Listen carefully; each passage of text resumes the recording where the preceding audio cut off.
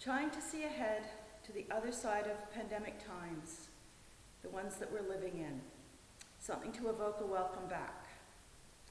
This was the brief as I understood it. Hello, my name is Claire Graham-Smith, and I make fiber art. The idea for this quilted banner was championed by Peggy Derby.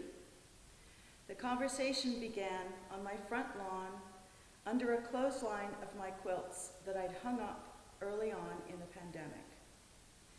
Several times during the warm months of 2020, I'd hung up quilts like a pop-up quilt show for friends and neighbors to enjoy.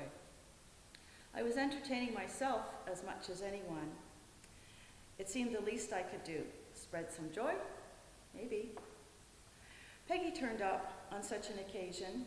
She had begun ruminating about having the UU have one of my quilted pieces permanently, one that would be commissioned for the space and join the collection of unique artworks to adorn the sanctuary arch. Tricia was consulted, and Christina too, and together we agreed that I would fashion a piece in my own style that would fit the times and the work in this space. That was autumn of 2020. I blithely took on the challenge, and then I wondered what I'd gotten myself into. As an artist, this was my dream, right? But now what? What if they didn't like it? What if I missed the mark?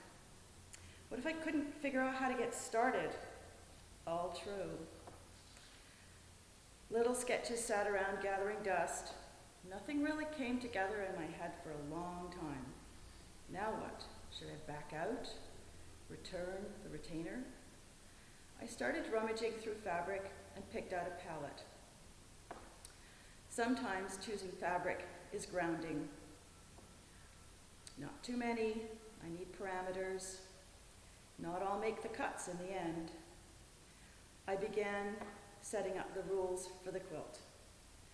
I was clear on a few things: a dark background, good things emerging from within, with glimmers of light and hope, somehow. A tree of life had been suggested in our initial meeting, Klimt-like images, but words kept popping into my head before motifs. I just finished a big word quilt. Breathe and listen were the words, in fact. So they were still swirling around my head. Finally, on January 20th, Inauguration Day 2021, I made a big, huge hope. Only that. Large, in my face, and present. The tree thing could wait. Words were next. Most of the words that I thought of were too long, and how to construct the piece was going to need to be fluid until I had that established. Resilience? No. Resilient? That went better with hope. Community? That was another contender, but the overall size of the quilt needed to be reasonable. So I waited. At least I was on a roll now. The rainbowish stripes are a nod to inclusivity, but not wanting to be too obvious with motifs taken over. Once I established the orientation of the piece, up, down, across, not wanting to intersect like a Scrabble game, it started to become more clear. The tree of life idea transformed itself to be more frond-like. And then it took off. Flashes of light peeking out from black background, the glimpses of a new normal. I could make a solid background, but piecing it with a variety of blacks and navies and deep purples was more in keeping with my style. Early on in my quilting days, I read a quote that I've hung on to. Why use 2 reds when 20 are better? In the early summer vaccines became widely available, but the hesitancy for some yet not fully apparent, but lurking, protocols becoming more relaxed, masking not as crucial, and then came the variants. As if we'd all been holding our breath for 14 months. And now what? I stalled out on the quilt for a while, worried that it would end up as a trite sentiment. Sometimes, when my creativity is hijacked, I go sideways. So I started making the pods.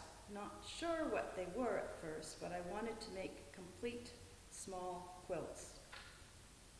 All quilted and backed, I realized that the little seed pods, of course, needed to be appliqued to the surface, 3D-like. Seeds of joy, relief, commitment, maybe. I played with different placements of them, and it was around this point that the quilt was telling me what it needed. It had become really big, too. I had ladders in my studio, a 4-foot carpenter's level, and I even used a laser level on a tripod, all to help the squaring up in construction. Finally, it came to the reality of drawing the line in the sand. I had to complete the piece. The home stretch was the hardest. The plan was to install it for the ingathering in September that we're still all waiting for. How to round it out to be current, optimistic, and acknowledge the outcome is still so unknown. I came back to community. I couldn't piece the words the same way I had the others, but I could hand stitch in the surface. The feeling of balance is always a good thing. So play entered in, and finally vision, because we all need clarity. So this is how Emergence came to be. Symbols of emergence, bold words to embrace the FUUSB community. After many months of uncertainty, there is strength together.